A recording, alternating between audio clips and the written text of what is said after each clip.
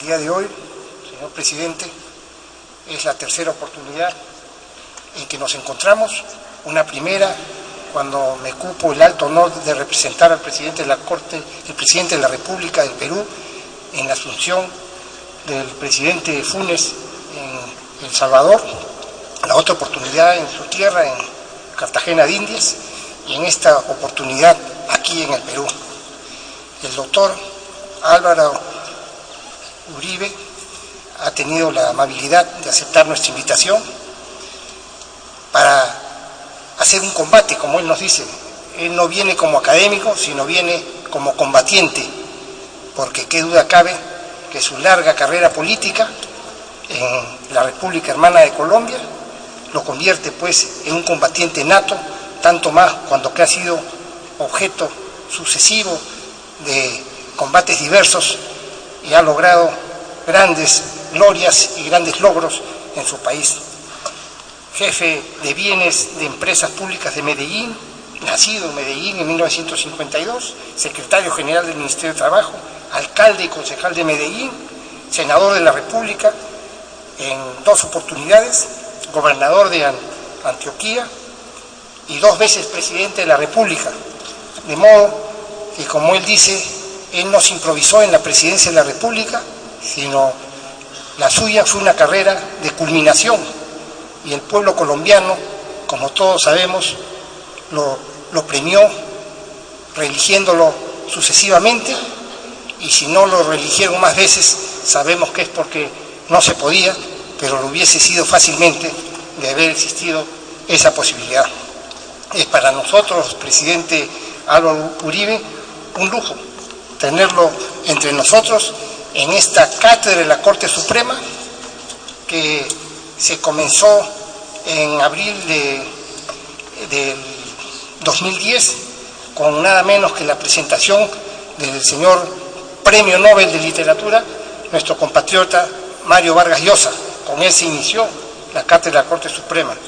Luego tuvimos la fortuna en junio del mismo año la presencia del doctor Diego García Sayán, presidente de la Corte Interamericana de Derechos Humanos, que dio una cátedra sobre el impacto de las sentencias de la Corte Interamericana de Derechos Humanos, que fue de gran conocimiento para todos nosotros, y aquí lo vemos acompañándonos nuevamente.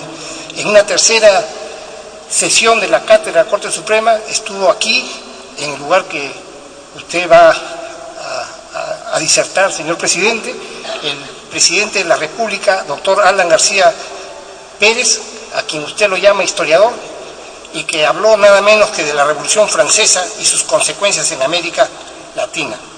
Luego vino en septiembre la 4ª sesión, la justicia y sus principios democráticos, por Vyacheslav Lebedev, presidente de la Corte Suprema de Justicia de Rusia, a quien yo había visitado en Moscú, y luego él vino aquí a darnos una magnífica cátedra sobre cómo opera el derecho en la Corte Suprema de Justicia de Rusia. Con estas palabras de bienvenida y sabiendo la trayectoria, presidente, que ha tenido usted, se ha escogido un tema que podríamos llamar complicado, parámetros democráticos en ese tema en el que el doctor Álvaro Uribe, como él mismo dice, viene a dar la cara, porque sabemos perfectamente con su condición de presidente de la República, tuvo importantes y tensas relaciones con la Corte Suprema de Colombia, Corte Suprema que hemos visitado muchos de nosotros. Tenemos gran cariño por nuestros colegas de la Corte Suprema, pero cómo no, se produjeron importantes diferencias y discrepancias que el día de hoy probablemente, con su estilo de claridad y su frontalidad, va a saber explicarnos a todos nosotros. Señor Álvaro Uribe, muchas gracias por estar con nosotros, y el día de hoy la tribuna es todo suya, no solamente para disertar, sino me ha pedido muy especialmente que en la estación de preguntas, las que sean necesarias y las que considere oportuna, nuestro auditorio. Muchas gracias.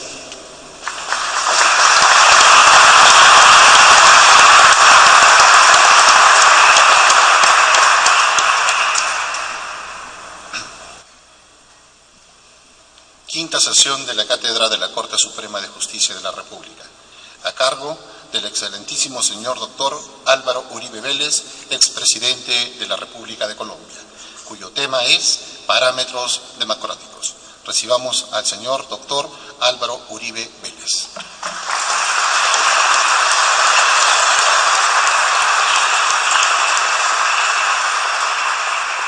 Señor doctor Javier Villastein, presidente del Poder Judicial del Perú. Doctor Diego García Sayán, presidente de la Corte Interamericana de Derechos Humanos. Muy distinguidos congresistas. Señores jueces de la Corte Suprema, señores expresidentes de la Corte Suprema. Doctor Hugo Sibina Hurtado, presidente del Jurado Nacional de Elecciones. Señora embajadora de Colombia en el Perú, Su Excelencia María Claudia Mosquera, su esposo, Carlos Cruz, señor presidente del Comando Conjunto de las Fuerzas Armadas, muy distinguidos ministros, señores miembros del Tribunal Constitucional, autoridades civiles, militares y policiales, muy distinguidos integrantes del cuerpo diplomático, magistrados del Poder Judicial, del Ministerio Público, amigos de los medios de comunicación, muy apreciados ciudadanos. Señor presidente, es un alto honor para mí acudir a esta cátedra de la Corte Suprema. Me honra muchísimo. De la Corte Suprema de esta gran nación, ahora con motivo del bicentenario, muchos latinoamericanos y caribeños hemos tenido la oportunidad de empezar a repasar la historia de nuestros pueblos y hemos encontrado ese aporte fascinante a la institucionalidad que emana de la historia del Perú. El Perú es un país hoy próspero, de institucionalidad, con una fotografía del presente muy buena y como lo muestran las plataformas de las diferentes campañas presidenciales, es un país con una garantía de estabilidad. Yo creo que es un gran logro de esta nación. Le expresaba al señor presidente del Poder Judicial al mediodía que acudía a este honroso compromiso como combatiente de la democracia, no invocando credenciales académicas, un combatiente de la democracia que hace menos de 5 meses dejó la presidencia de Colombia y que está en una etapa en la cual tiene que responder por todos sus actos de gobierno. Lo que yo les diga a ustedes, estoy en la obligación de mostrar cómo el gobierno que presidí se ajustó o se alejó de mis predicamentos. Para entrar en materia, permítanme afirmar que he estado en desacuerdo con la división que se quiere crear en América Latina entre izquierda y derecha, porque en ausencia de las viejas dictaduras, esa división es obsoleta, porque ha sido polarizante, porque crea confusiones. Hoy hay muchas dictaduras en proceso en América Latina que se autodenominan de izquierda y tienen los peores vicios que caracterizaron a las viejas dictaduras de derecha. Esa confusión, esa polarización, esa obsolescencia del concepto me ha llevado a decir que cuando en teoría todo el mundo se ajusta a la regla democrática, nosotros debemos pensar en algo distinto a la izquierda y a la derecha.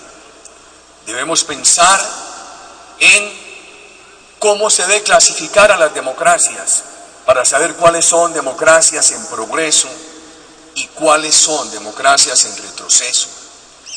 Ortega y Gasset decían que limitarse a autoidentificarse como de izquierda o derecha es consagrarse seguramente a ser imbécil. He creído que nosotros tenemos que pensar que la democracia es mucho más que elecciones. Hace poco tiempo en Hungría tenía la posibilidad de estudiar los procesos políticos de Europa del Este, aquellos que llevaron al comunismo, al cercenamiento de las libertades y aquellos que han venido recuperando las libertades. Y cuando se hace un examen minucioso se encuentra que en algunos de aquellos países las dictaduras comunistas se instalaron con procesos electorales que eran cartas de apariencia democrática. Y de un proceso electoral al otro, esas dictaduras comunistas recortaban libertades. Y entonces, finalmente, los procesos electorales sirvieron para legitimar dictaduras. Es una realidad de la historia, no muy lejana, que es bueno tenerla en cuenta para los procesos de algunos países latinoamericanos y caribeños. En lugar de esa división entre izquierda y derecha, nosotros hemos pensado en 5 parámetros democráticos, que es el título de esta presentación. Y al examinar la marcha de cada país frente a ellos, en nuestra opinión se puede inferir si son democracias que están avanzando o si son democracias en retroceso. Esos 5 parámetros democráticos, a mi juicio, son la seguridad, las libertades, la búsqueda de la cohesión social, un Estado compuesto de instituciones independientes y una elevada participación de opinión. Me corresponde a mí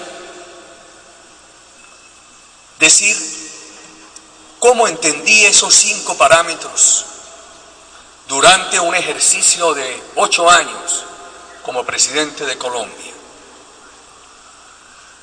Nosotros pensamos que la seguridad es un valor democrático, que es una fuente de recursos, que no puede ser un camino a la dictadura, sino un camino de protección frente a la dictadura,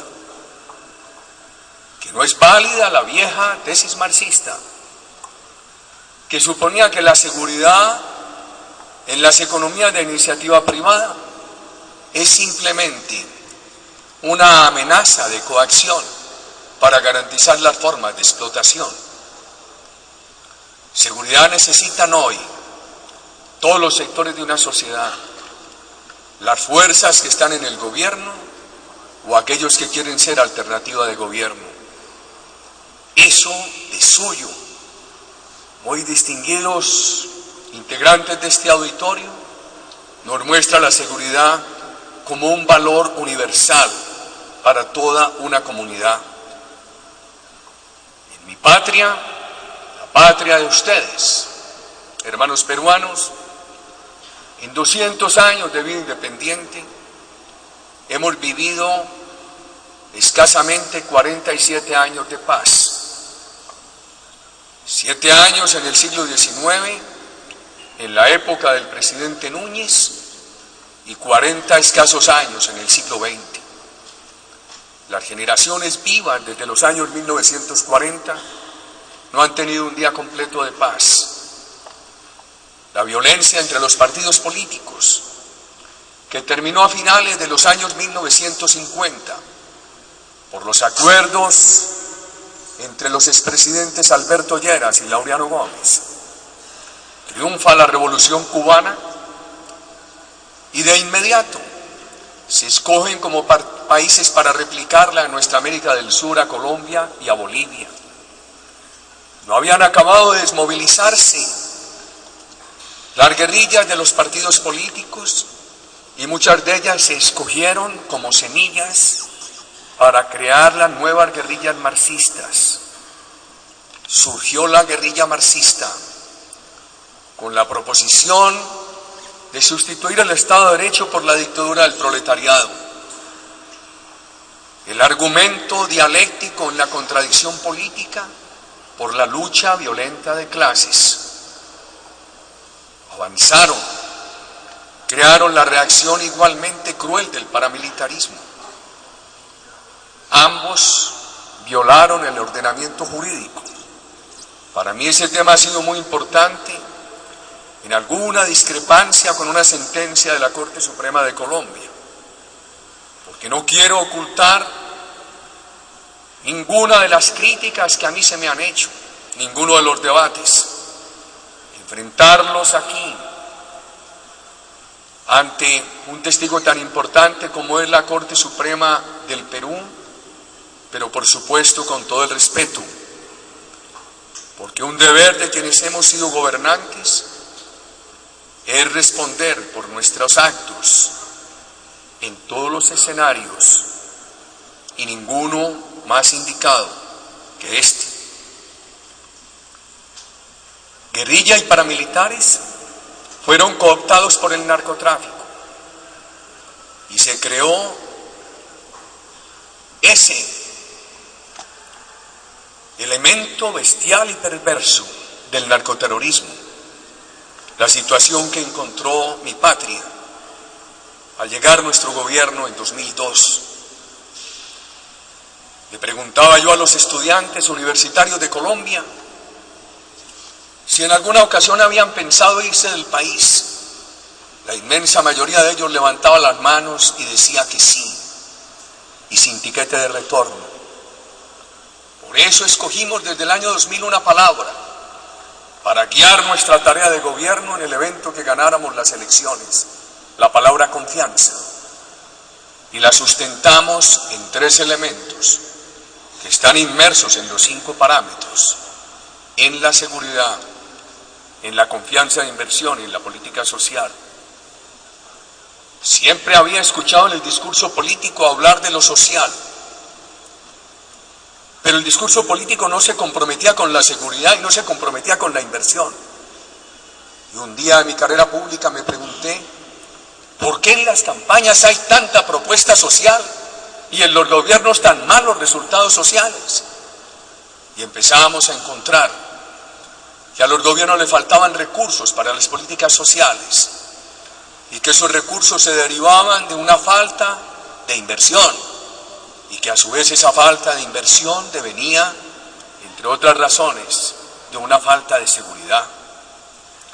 Empezamos a ver la seguridad como una de las fuentes de la inversión y esta como el presupuesto necesario para la política social, y a su vez la política social en lo que podríamos llamar una acción de réplica sobre las 2 primeras como el gran validador. Pero el discurso político no hablaba de seguridad por temor, y algunos sectores intelectuales en nuestro continente se dedicaron a desacreditar las políticas de seguridad. En mi país advertían los analistas que un discurso de seguridad nunca podría ganar las elecciones. Se entendía también que la seguridad era un camino a las viejas prácticas dictatoriales de la doctrina de la seguridad nacional. Nosotros hicimos una pedagogía de 2 puntos. Primero, mostrando la relación entre la seguridad, la inversión y la política social, y segundo, proponiendo un proyecto de seguridad democrático. Y esto es lo que enlaza el primer parámetro, la seguridad, con el segundo, las libertades. Seguridad democrática es seguridad para todos. Puedo afirmar a los ojos de ustedes, apreciados jueces y magistrados, que durante esos 8 años de gobierno, como comandante de las Fuerzas Armadas de mi patria, tuve toda la determinación, y se cumplió, de dar la misma seguridad a los más cercanos amigos de mis tesis y a los más radicales opositores. Mi patria, en 1990, había visto el asesinato de 4 candidatos a la presidencia. por esa misma época, el exterminio de un partido de radical oposición, la Unión Patriótica, que incorporaba en su seno al Partido Comunista. Esos hechos no se repitieron en mi gobierno. No obstante, que aquellos hechos de violencia a los 90, como el exterminio de ese partido, tuvo a mi juicio dos elementos determinantes. Primero, muchos integrantes de ese partido combinaron la acción política con la participación en grupos violentos. Yo creo que alguna lección muy importante que tiene que quedar clara en el continente es que la política no es combinable con la violencia. Y por supuesto, hubo falta de eficacia en la protección por parte del Estado colombiano.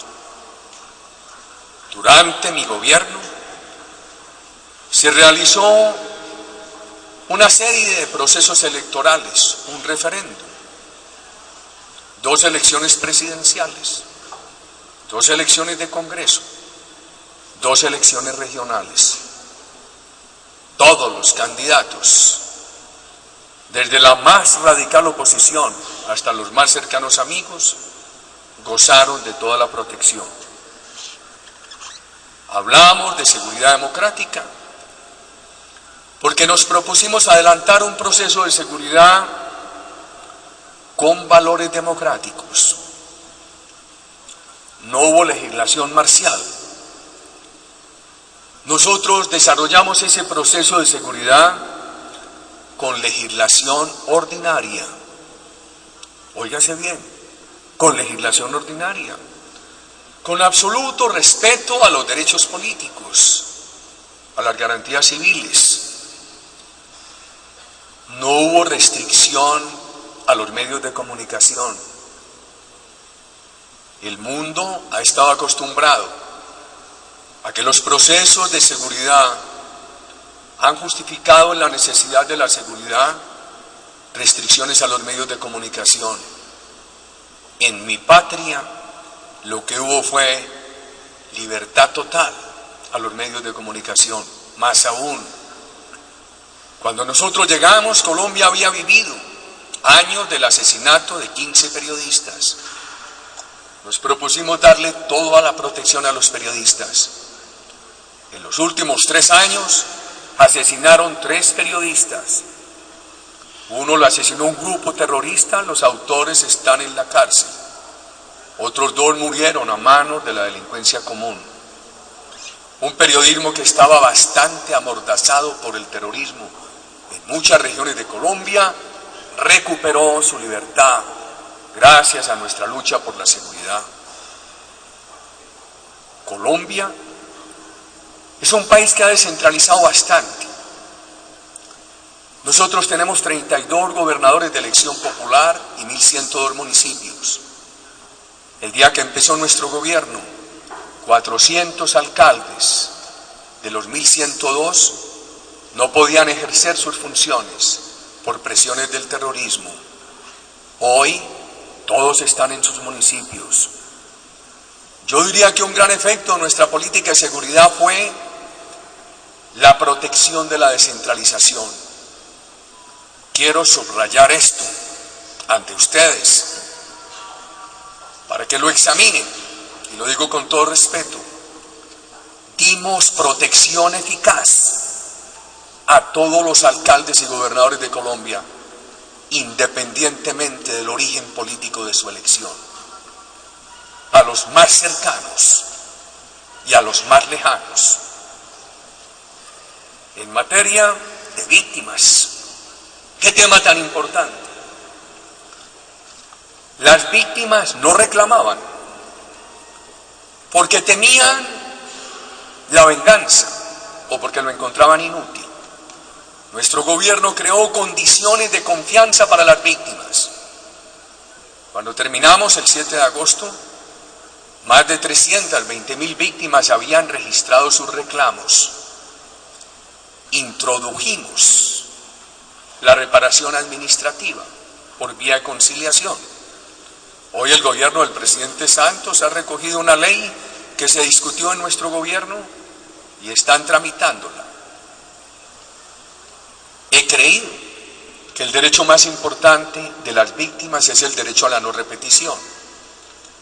Nada ganamos con intentar reparar pecuniariamente a las víctimas del pasado y del presente si no garantizamos el derecho de no repetición a las nuevas generaciones.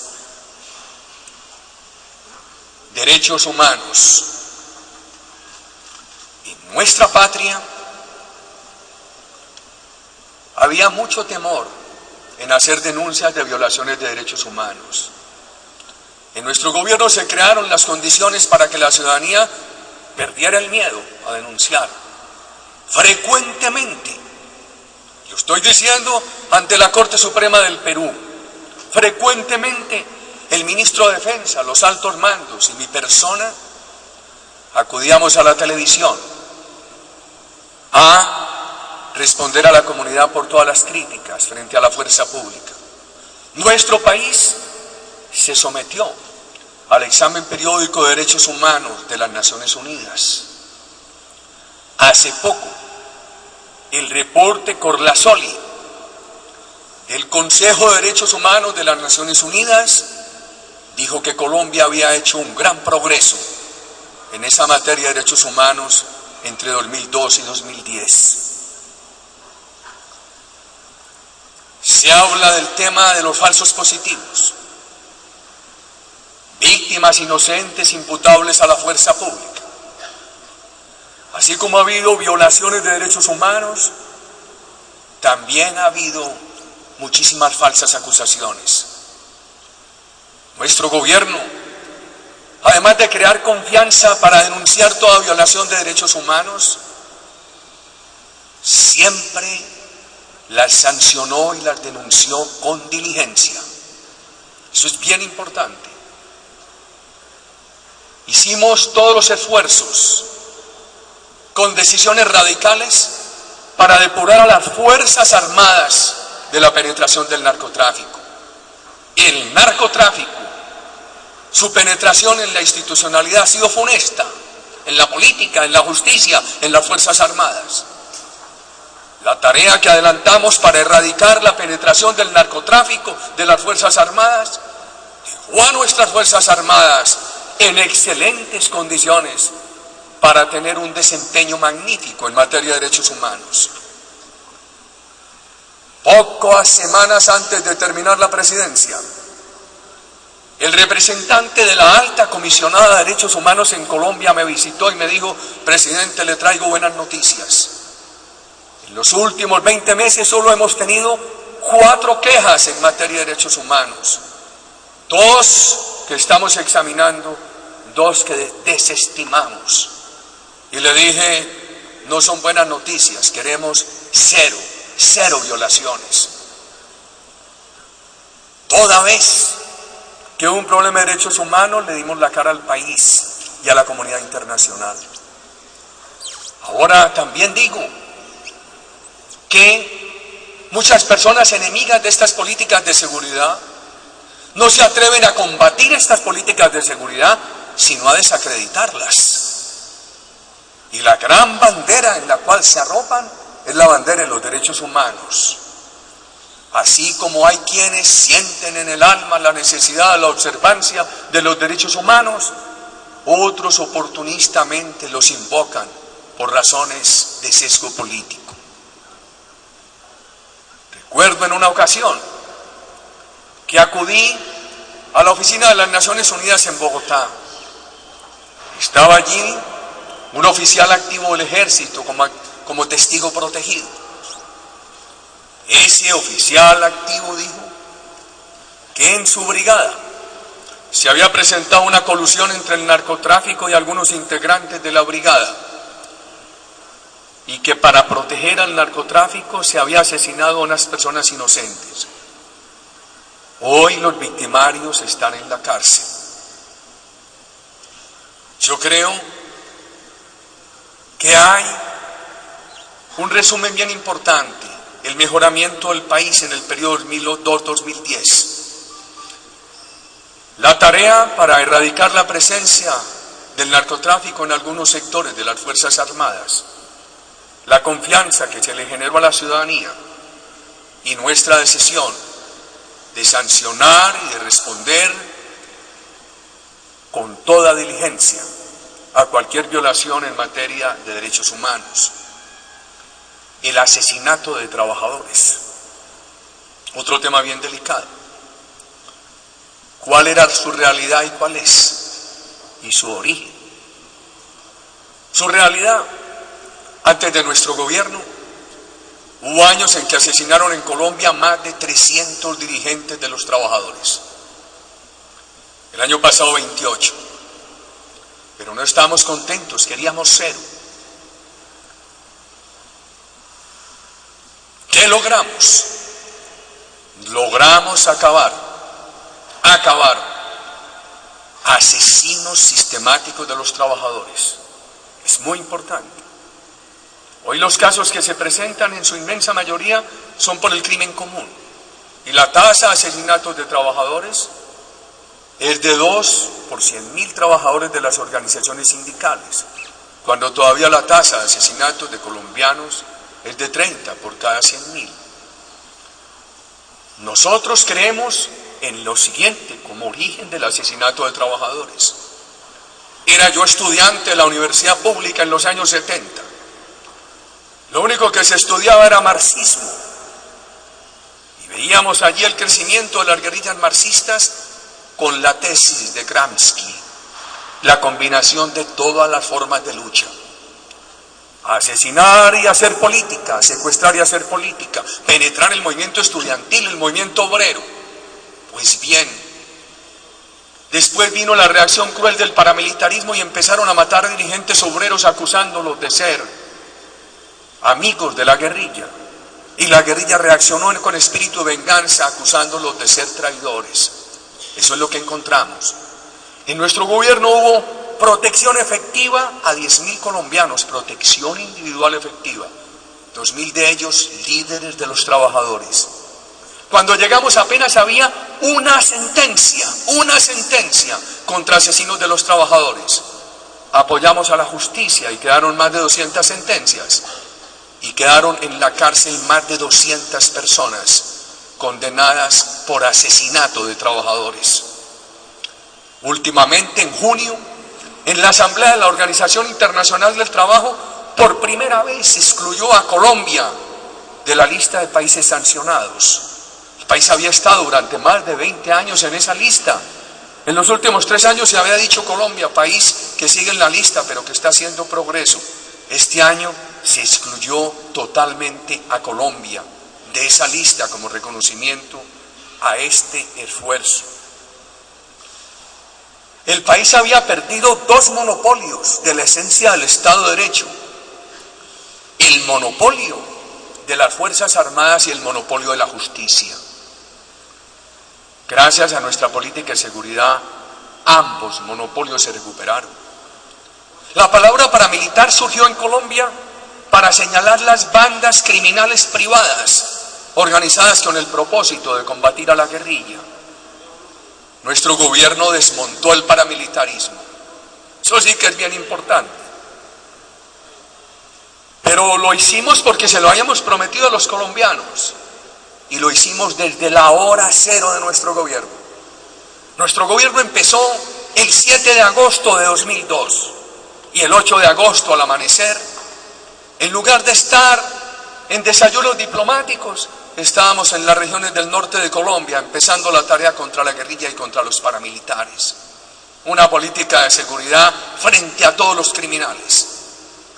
La derrota del paramilitarismo restableció el monopolio de las Fuerzas Armadas y también restablecimos el monopolio de la justicia. Porque en muchas regiones de Colombia los jueces, los fiscales no podían actuar. Pleitos de familia, pleitos entre vecinos. Ya la ciudadanía no acudía donde el juez o donde el fiscal, acudía donde el jefe terrorista de la región. Nuestra política fue eficaz para recuperar el monopolio de la justicia y el monopolio de las Fuerzas Armadas. Ahora, mi patria colombiana no la dejamos en un paraíso, pero sí sustancialmente mejor. Cuando nosotros empezamos, Ya muchos organismos internacionales hablaban de Colombia como un Estado fallido. Cuando terminamos, Colombia brillaba como uno de los países emergentes de más potencial y de más futuro. El tema de las libertades es sumamente importante. Nosotros también creemos en la libertad de iniciativa privada. Yo creo en el emprendimiento. Hace poco terminé la lectura del libro de Capitalismo número 4 de el profesor Kelensky. Y eso confirma que el capitalismo ha tenido muchos errores, pero la iniciativa privada no ha encontrado sustituto. Nuestro gobierno promovió la iniciativa privada con responsabilidad social, que necesita 3 seguridades. La seguridad física. En un país que secuestraban 4.000 personas al año, este año lleva Colombia 124 secuestros. Deberíamos tener 0, pero hay una gran disminución. En un país donde asesinaban más de 30.000 personas al año, este año estaremos alrededor de 14.000, 15.000, todavía mucho, pero una gran disminución. No había inversión, y sin inversión, ¿cómo se hace política social? Nosotros creemos en 3 seguridades para la inversión: la seguridad física, la legal y la política. A mí me han preguntado, ¿y por qué introduce usted la seguridad política? Porque la iniciativa privada se creyó que estaba a salvo. Yo recuerdo aquella América Latina, cuando aquí sustituyen al gobierno de Velasco. Y en toda América Latina se va consolidando lo que llamaríamos una economía de mercado más o menos social, con matices. Nadie pensó que la iniciativa privada tendría nuevos riesgos. Recientes gobiernos en algunos países han mostrado un enorme riesgo a la iniciativa privada. La consideran una forma de explotación. Han vuelto a la idea del Estado como único propietario de medios de producción. Unos se han acercado más a esa forma, otros van lentamente, pero en el discurso coinciden con esa fórmula. Nosotros creemos que la iniciativa privada es fundamental para superar la pobreza y construir equidad. Si a mí me preguntaran, ¿usted qué adivina qué podrán decir los historiadores cuando examinen por qué cayó el muro de Berlín? Los historiadores cuando examinen por qué cayó el imperio soviético, la China de Mao Zedong. Yo aventuraría la tesis de que esos sistemas fueron demolidos por reacciones de opinión contra la obsolescencia productiva, que había generado un gran retraso en calidad de vida. ¿Qué pensarían los alemanes del este por entre las rendijas del muro de Berlín, observando la calidad de vida de los alemanes del oeste, mientras en el Berlín oriental se daba ese rezago? La iniciativa privada con responsabilidad social es fundamental para construir equidad y superar pobreza. Así como la seguridad hay que calificarla como seguridad con valores democráticos, la iniciativa privada hay que calificarla como iniciativa privada con responsabilidad social. Creo que el tema de la iniciativa privada hay que reivindicarlo como una libertad esencial. Por supuesto, tiene que ser un derecho incluyente. No puede estar solamente al alcance de algunos sectores reducidos de las sociedades. Es muy importante la fraternidad entre las relaciones entre el capital y el trabajo. Creo que es muy importante esa fraternidad por oposición al odio de clases, al capitalismo salvaje. Una de las banderas que hemos agitado en esto de los 5 parámetros democráticos como factor de cohesión social es tener un empresariado con más responsabilidad social y una clase trabajadora con más sentido de responsabilidad gerencial, para que ambos coincidan en la necesidad de entender la empresa como un elemento de creación de riqueza social estable y sostenida. Es muy importante buscar nuevas formas que sustituyan el viejo sindicalismo reivindicatorio, como los esquemas de participación. Nosotros buscamos que en muchas empresas quedara el modelo de la que la tercerización fuera contratada por la empresa con la misma organización de los trabajadores.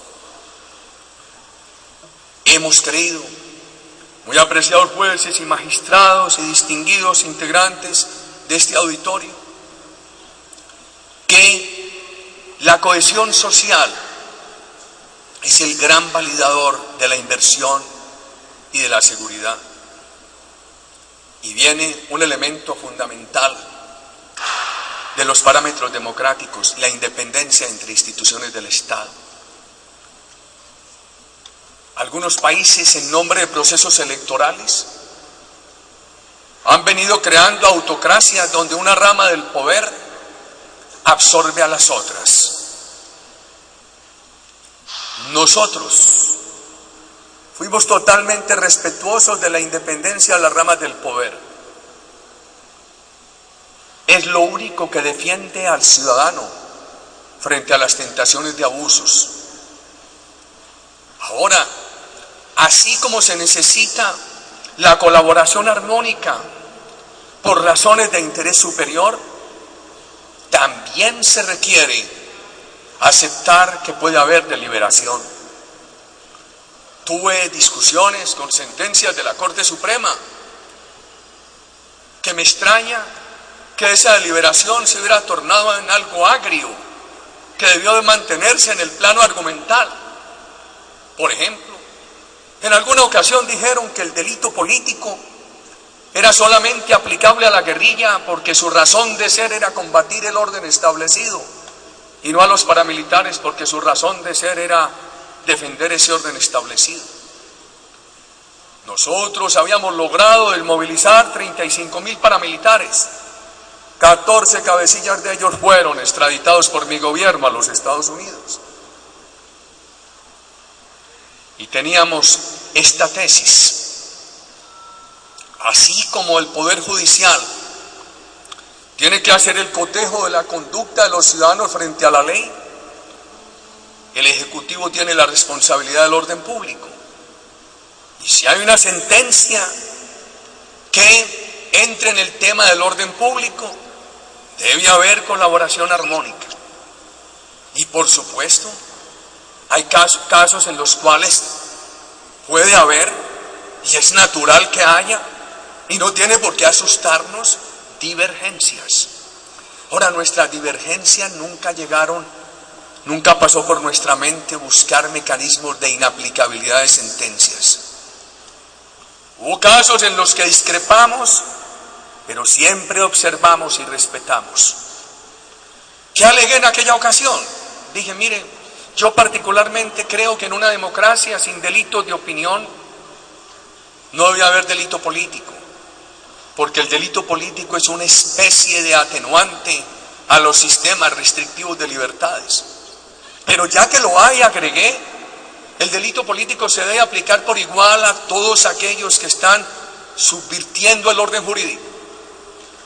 Y el orden jurídico se quebranta por el insurrecto guerrillero que se rebela contra él, como aquel que enfrenta el orden jurídico supuestamente para defenderlo. El quebrantamiento del orden jurídico, finalmente, a los ojos del juez, en mi concepto, no puede tener sesgos por la finalidad que se invoque para enfrentar ese orden jurídico en una democracia de opinión. Hemos tenido, no en nuestro gobierno, venganza de los criminales, y hay mucho que quiera vengarse de nuestro gobierno. Nosotros desmovilizamos 53.000 integrantes de 60.000 que tenían los grupos terroristas. Estados Unidos, que acaba de decir que un país como Colombia, que llegó a producir 1.000 toneladas de coca, produjo 280, deberíamos estar en cero, pero hay una gran disminución. Extraditamos 1.200 personas, desmontamos el paramilitarismo, redujimos las guerrillas narcotraficantes, que ese es otro tema bien importante, cómo evolucionaron de aquel escenario puramente doctrinario y armado de los años 70 a convertirse en grupos de narcotraficantes. Y ha habido en el Departamento Administrativo de Seguridad, en la justicia, interceptaciones ilegales al gobierno, a la Corte Suprema. Lo que me preocupa a mí es que en un sector de la Corte Suprema se piense que en el gobierno había interés de desacreditarla. Tenemos muchos casos que yo he venido alegando, donde esas interceptaciones se hicieron contra el presidente de la República. Y hay pruebas elocuentes de cómo esas interceptaciones las hicieron criminales infiltrados para desacreditar al gobierno. Ese es un tema que yo no puedo ocultar, menos en un recinto de justicia como es este. Por eso le decía hoy al señor presidente del Poder Judicial del Perú que alguien que todavía tiene fresca la fecha cuando regresó al bello oficio de ciudadano de Colombia, como yo, tiene la responsabilidad de encarar todos estos elementos que se discuten. Por supuesto, he defendido a compañeros de gobierno, no acusados de robar ni de asesinar, sino injustamente acusados de haber ordenado interceptaciones ilegales que no las ordenaron. Los he defendido frente a acusaciones que se sustentan en testigos probadamente mentirosos. Y sé que genera mucha controversia una afirmación que he hecho frente a algunos compañeros de gobierno, ciudadanos químicamente puros. Preferible que estén en la cárcel por sesgos políticos es que tengan la posibilidad del asilo. Eso ha generado mucha controversia, pero a eso me tengo que referir sin hacerle esquinces al tema. Nosotros fortalecimos mucho la justicia. En nuestro gobierno el presupuesto de la justicia creció un 52%. Por primera vez la Corte Suprema tuvo un cuerpo de investigación propio. Introdujimos el sistema penal acusatorio, la renovación de los códigos. Creamos el arancel judicial para que los pleitos civiles y administrativos de determinada cuantía hacia arriba excepcionen el principio de la gratuidad de la justicia a fin de fortalecer el presupuesto de la justicia. Atendimos viejas aspiraciones de magistrados y de fiscales por nivelaciones de sueldos. Introdujimos una legislación muy importante de agilización de la justicia e introdujimos cambios muy importantes a las leyes de extinción de dominio de riqueza ilícita, donde Colombia hoy es un país con ejemplo, que da ejemplo. Y esas leyes están relacionadas con la vigilancia del lavado de activos del narcotráfico. Sostuve ante la justicia que la unidad de vigilancia del lavado de activos, cuando encuentra un reporte financiero sospechoso, lo tiene que analizar, así involucre magistrados o al presidente de la República. Y si unos y el otro son aforados, y esa investigación, ese análisis financiero tiene fundamentos para pedir una investigación, pues a partir de ese momento debe ir al juez natural. Los presidentes de los órganos de justicia dijeron que yo estaba equivocado, que la investigación desde el momento cero tiene que ir a cargo del juez natural. Yo sostuve que no. Hoy, un hombre impoluto, sobre lo cual pueden dar testimonio mis más radicales opositores, está en la cárcel, acusado de haber hecho unos análisis de reportes financieros sospechosos que tenían que ver con algunos integrantes de la justicia aforados. He dicho que en el peor de los casos, entre la justicia y mi persona, había una diferencia de interpretación de leyes. Y la diferencia sana en la interpretación de la ley no puede calificarse como causal de sanción administrativa, ni mucho menos de castigo penal. Allí hemos tenido otra diferencia, muy apreciado el magistrado. Pero estos temas hay que llevarlos al campo de las tesis y al campo de la objetividad. Creo profundamente en la independencia entre instituciones del Estado, pero también creo en la necesidad de que desprevenidamente colaboren por los bienes superiores de la nación y que tengan la capacidad de dirimir diferencias. Nuestro punto final en los 5 parámetros democráticos es lo que hemos llamado una alta participación de los ciudadanos, sin talanqueras. Creemos en eso. Recordemos cómo el Estado de Derecho se funda en la Constitución externa, en el ordenamiento jurídico heterónomo al gobernante. Hoy, aún las dictaduras subsistentes lo alegan en su favor. Como el Estado de Derecho se fundamenta en órganos de control independientes. Muchas dictaduras dicen tenerlos. El Estado de Derecho tiene que respetar la independencia de los poderes descentralizados o desconcentrados. Muchos dicen respetarla.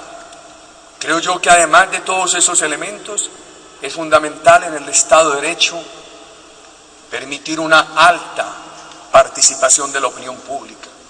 Es lo que he llamado el Estado de opinión, no como una categoría contraria que quebranta el Estado de Derecho, sino como su mayor expresión. El Estado de opinión, que es esa expresión de la democracia participativa, sobre la cual se discutió bastante en los orígenes de la Constitución de los Estados Unidos, cuando Madison y Jefferson propusieron aquellos debates bellísimos entre la representación y la participación. El mundo moderno exige un gran equilibrio entre ambas.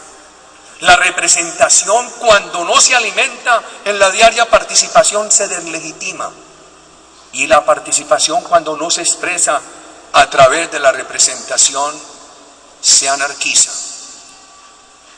Cuando la Corte Suprema, la Corte Constitucional, en febrero de este año, anunció una sentencia que prohibía que mi nombre fuera considerado en un referendo para darse o no darse la posibilidad de una segunda reelección, recuerdo aquella tarde, estábamos en un salón como este, nunca tan bello, en una audiencia sobre el tema de los problemas de la salud, que logramos plena cobertura de seguro de salud en mi patria, entre las políticas sociales que avanzaron. En esos ejercicios de participación que nosotros tuvimos en 8 años de gobierno, fue un gobierno comunitario, permanente participación ciudadana, porque creemos en ella. Cuando la ciudadanía participa, el gobierno tiene que ser más transparente, menos promesero, más comprometido, y la ciudadanía entiende mejor las prioridades y las posibilidades. Irrumpieron los periodistas a anunciar la sentencia y a preguntarme, y les dije, seguimos cumpliendo el deber, por ahora hablemos de salud. Cuando terminó aquel foro sobre salud, en la ciudad de Barranquilla, en presencia del gobernador de ese departamento y del alcalde, hice un bosquejo de unas palabras que me salían del alma. Era un gran momento para respetar la institucionalidad, la independencia de instituciones, así como a los seres humanos nos dan pocas posibilidades de demostrar que tenemos carácter. También nos dan pocas posibilidades para poner a prueba totalmente nuestros valores democráticos.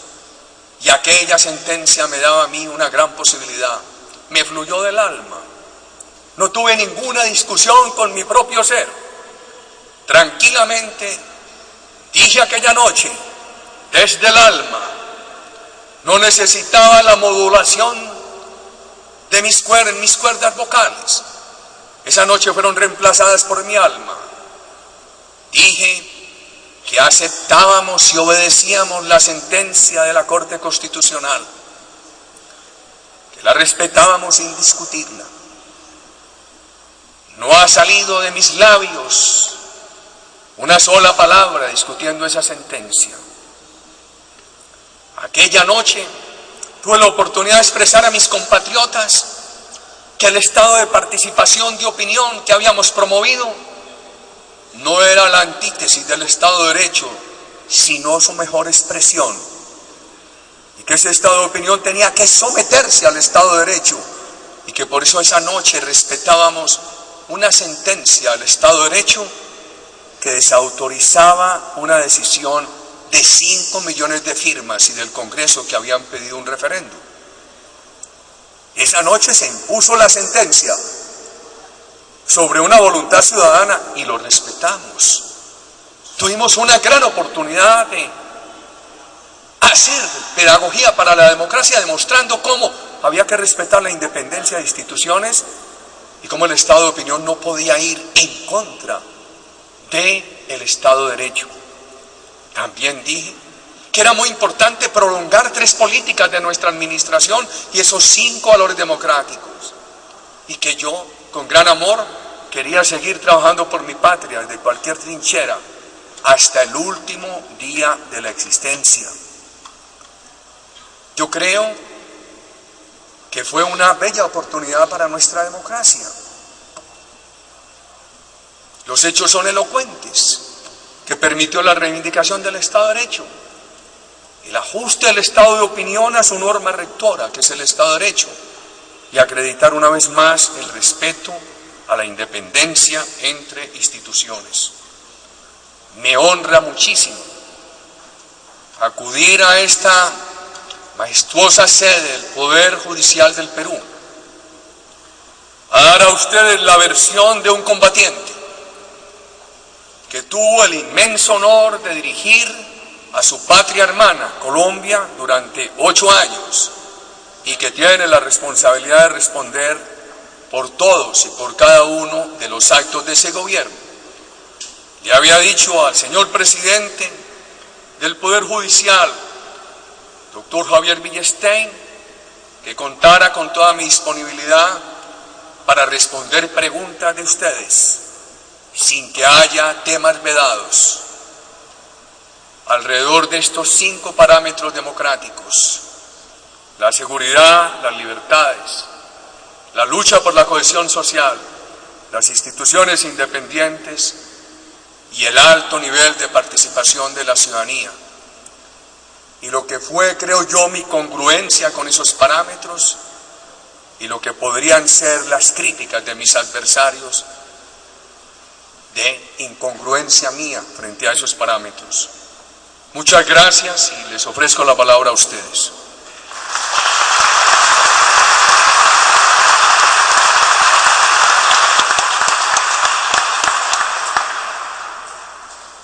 Muchas gracias. 2.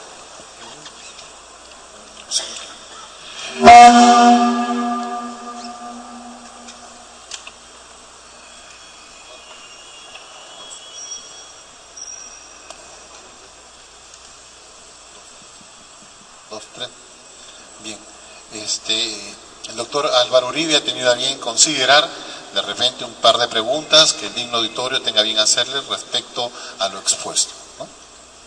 Quedan cordialmente invitados a hacer alguna pregunta.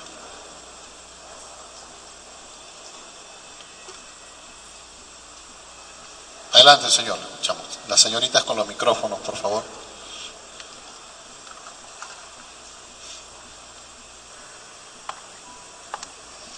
Buenas tardes, señor presidente de la hermana República de Colombia. Lo felicito por su disertación y por la experiencia que usted ha tenido en su patria, en un país que ha estado azotado por la violencia tantas décadas y que ahora ha encontrado la luz igual que nuestro país. Mi pregunta va a ser breve. Dentro de los 5 pilares que usted ha puntualizado, es el que más me ha impresionado, el tema de la cohesión de la sociedad civil. Nuestro país, como el suyo, y en la facultad de Quebec, de la Universidad de Quebec, varios latinoamericanos están trabajando en una nueva cátedra sobre lo que es la gobernabilidad de los recursos naturales. Para puntualizar y ser breve, desearía que usted, con su sabiduría y experiencia, nos dé luces para puntualizar cómo nuestros países pueden llegar a la gobernabilidad de la sociedad civil con el equilibrio de los recursos naturales. Muchas gracias. Bien, muchas gracias. El narcoterrorismo es un gran enemigo de los recursos naturales. Nuestros dos países son amazónicos. Colombia tiene un 53% del territorio todavía en selva. El gran enemigo de la selva en Colombia ha sido el narcotráfico, que ha destruido más de 2 millones de hectáreas. Esa es una de las razones para combatirlo. En Copenhague hace un año, en la reunión que precedió esta que se lleva a cabo en Cancún, recuerdo que reivindicamos el principio de que una contribución a la lucha contra el calentamiento global, contra el cambio climático, tiene que ser la protección de la selva y que hay que remunerarla. Nosotros introdujimos un proyecto muy importante para proteger la selva, se llama Familias Guardabosques. Hicimos acuerdos con 90.000 familias rurales colombianas para que abandonaran las drogas ilícitas, protegieran el bosque, se les pagaba por eso y los vigilaba Naciones Unidas. Solamente en la medida que Naciones Unidas certificaran que estaban cumpliendo la obligación de mantener esas áreas libres de droga y que estaban vigilando la recuperación del bosque, se les hacía el pago. A raíz del reciente referendo en California sobre la legalización de la marihuana, he venido expresando lo siguiente. Primero, el mundo desde hace mucho rato viene legalizando las drogas ilícitas porque legaliza el consumo. Aún en mi país, solamente en diciembre del año pasado se aprobó una reforma constitucional todavía no desarrollada que legaliza la droga en todos sus niveles. Con el consumo legalizado es muy difícil la batalla contra la producción, el tráfico, el lavado de activos, los precursores químicos. Pero además yo creo que la legalización del consumo demostró que aquellos que proponen la legalización están equivocados. En mi patria lo que demostró la legalización del consumo fue no la disminución de la criminalidad, sino el aumento. Y para participar en el negocio de la distribución se involucraron crecientemente niños y adolescentes en tareas criminales. Además, es muy difícil hoy contestar una pregunta. Si a mí me preguntaran por qué el alcohol sí y la marihuana no, difícilmente yo podría responderles. Pero ¿qué puede pasar dentro de 10, 15, 20 años? Que pregunten por qué la marihuana sí y la cocaína no. Si ambas tienen factores de alienación, de relajación y de pérdida de control de la conducta del ser humano. Y ambientalmente, la legalización de las drogas, en mi concepto, se puede convertir en el gran enemigo de la selva amazónica. Porque por barata que se ponga la droga ilícita a raíz de su legalización, será negocio producirla y ya con menos restricciones. Y será negocio destruir la selva amazónica y destruir recursos naturales para reemplazarlos por las drogas ilícitas. Habría mucho que hablar en materia de protección ambiental, que como lo dice el señor que me ha formulado esta pregunta, hoy en Colombia estamos sufriendo, como en Venezuela, gravísimas inundaciones, cuando tuvimos un primer semestre de gravísima sequía. Estamos llegando a unos picos de temperatura, unos niveles de frío que no se habían sentido y unos niveles de calor también inusuales.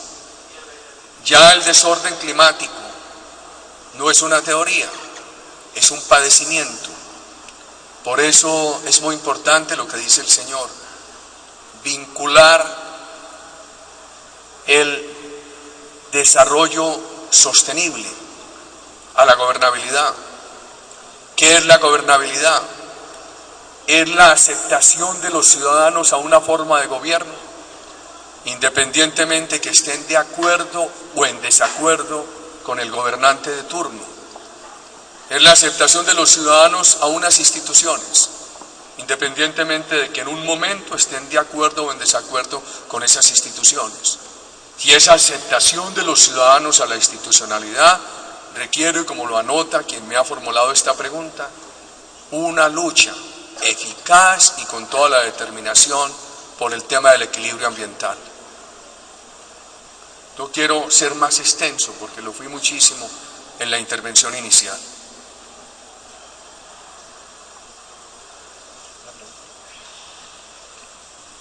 Bien. Una última pregunta. Le agradecemos si nos acompaña acá adelante para formularla, por favor.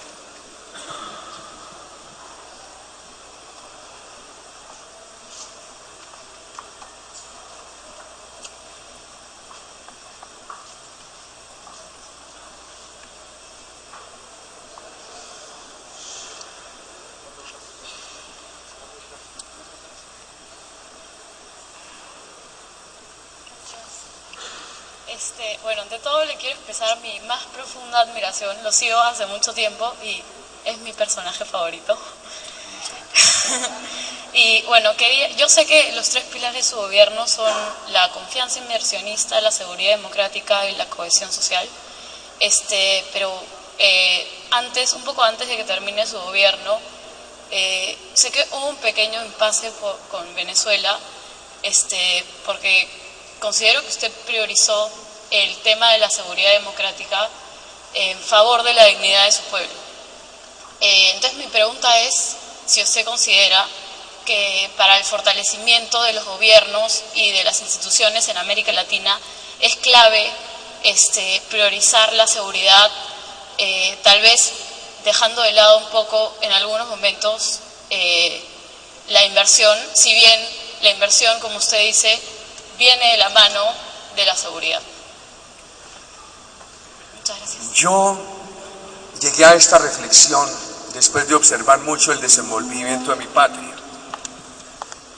Se alegaba que la violencia tenía unos orígenes sociales, que no se pueden desconocer, pero lo que se desconoció es que la violencia había agravado la situación social. A más violencia se presentaba en Colombia más desempleo y más pobreza y más inequidad. Se convirtió la violencia en un factor de agravamiento de la situación social, en lugar de ser un factor de solución de la situación social. Además, los sectores más pobres del país no tienen manera de pagar la seguridad. Los sectores pudientes, yo fui cuidadoso en el lenguaje frente a los pudientes para no crear odios de clases. Pueden pagar la seguridad o se pueden ir al extranjero, los sectores más pobres no. Entonces yo sí encontré una gran relación entre la seguridad y los recursos. Y sin los recursos, ¿cómo se financia la educación? ¿Cómo se financia la salud? ¿Cómo se financia la prosperidad de los pobres, la superación de la pobreza? Es imposible, es imposible. Le asigné mucha importancia a la seguridad. Por contraste, y tú que tienes cara de ser muy inteligente me vas a entender, por contraste, sea la oportunidad de expresar en el Perú mi gratitud a sus gobiernos, al anterior presidente, al presidente Toledo y al presidente Alan García, por su permanente apoyo a nuestra política de seguridad. Cuando nosotros llegamos encontramos que el Frente Amazónico del grupo narcoterrorista de la FARC atacaba a Colombia y se pasaba al Perú. Yo no tengo sino palabras de gratitud al Perú, porque hubo una gran coordinación entre las Fuerzas Armadas del Perú y de Colombia, y pudimos erradicar el Frente Amazónico del grupo narcoterrorista de la FARC. Es lo que tienen que hacer todos los países, es lo que tienen que hacer todos los países, luchar contra el terrorismo, porque el terrorismo no tiene fronteras. El terrorismo es como la fiera que uno pretende domesticar con hierbas. Uno dice, no, esta fierita aquí, yo le voy a llevar esta florecita, esta hojita, le voy a llevar esta verdurita, este tallito, y la voy a amansar. La fiera carnívora de pronto te acepta el alimento herbívoro, pero llega un momento en que la fiera recuerda que es carnívora, se muere de rabia y te arranca la mano, no obstante que tú le hayas ofrecido tu apoyo todos los días. Un país que permite que en su territorio se refugien terroristas de otro país está corriendo el riesgo de que en algún momento esos terroristas acudan con sus acciones terroristas contra el país que les da refugio. Así como la fiera carnívora le arranca la mano al amo que se le acerca generosamente con hierbitas, la fiera terrorista atenta contra el país que la hospeda. Por eso yo tengo profunda gratitud por el Perú, por la colaboración con mi patria para la derrota del terrorismo. Y es lo que debe hacerse. En aquel caso, pocos días antes de terminar mi gobierno ante la OEA, yo tenía tres opciones. La una era enfrentar unos campamentos terroristas en un país extranjero. La descartamos. La otra era quedarme callado. Hoy me estuvieran preguntando si usted tenía pruebas de que el terrorismo estaba en el otro país, ¿por qué se quedó callado? ¿Qué diría yo hoy? Y la otra era acudir a hacer esas denuncias ante la OEA, que es nuestra organización institucional. Cuando yo veo las nuevas generaciones de mi patria y las veo reflejadas en una persona de tu juventud, digo, no pueden seguir con esta tragedia de 163 años de violencia en vida independiente.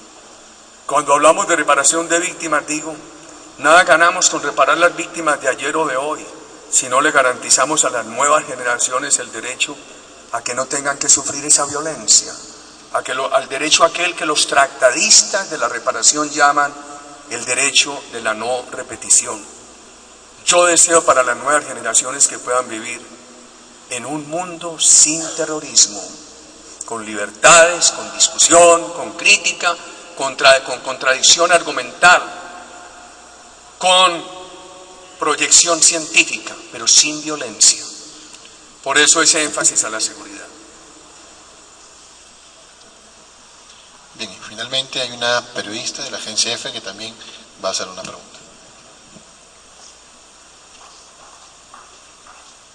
Buenas noches. Simplemente quería saber qué opinión le merecen los últimos cables de Wikileaks que le mencionan a usted personalmente. Tú eres comunicadora, porque anuncié hoy en el Twitter que al salir de aquí de esta reunión aquí en la Corte Suprema del Perú, daría una declaración sobre esos últimos Wikileaks. ¿Usted me permite escribirla un momentico y decirla aquí? Señor presidente, voy a escribirla y te doy la primicia. Voy a escribirla aquí a ver si la alcanzo en este Twitter. Entonces, ¿qué dice? Como es de 140 caracteres, tenemos que recortar, ¿no? Entonces va a poner W.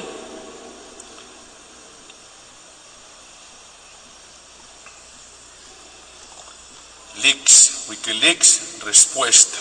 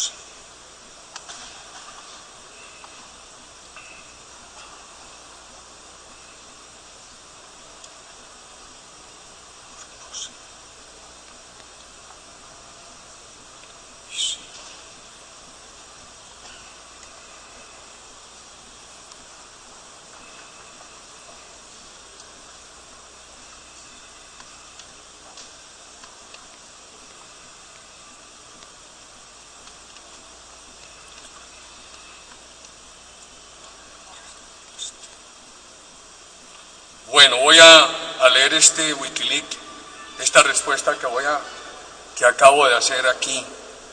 ¿Usted de qué medio de comunicación es? ¿De cuál? ¿La qué? Agencia F. Por allá a un colega suyo en Centroamérica le dije, siguiente pregunta, pero a usted le voy a dar la respuesta. Dice así, Wikileaks, respuesta. Lo propuse y lo hice. Para proteger a los colombianos hay que capturar a los terroristas donde estén. Es muy importante en la vida de los hombres públicos, sobre las materias públicas, sostener en público lo que se dice en privado. Muchas gracias.